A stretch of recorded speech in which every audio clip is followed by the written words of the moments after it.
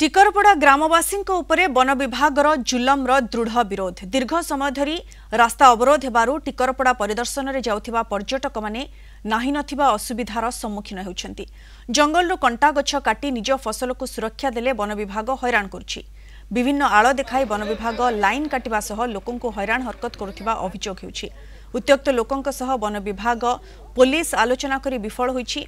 दाबी पूर्ण नहले आंदोलन जोरदार हेबो बोली लोकमाने चेतावनी दैछन्ति। तेणे वन विभाग वरिष्ठ अधिकारी माने कैमेरा सामने मुह खोलु नाहंती।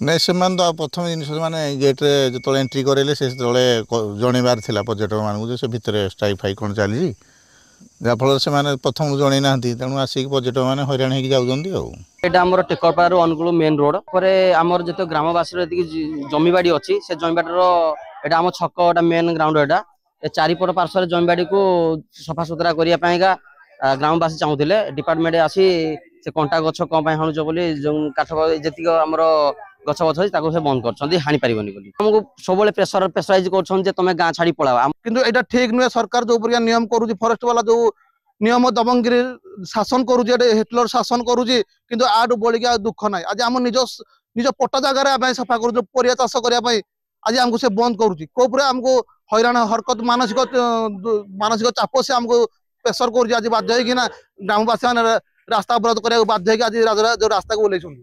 आम बिलबाड़ी चाष करने भी मना कर जंगल बाड़ी गले काठ हाणिया से मना कर पानी भी बंद कर लाइन बंद कर मनीष जावाई भी सब बंद कर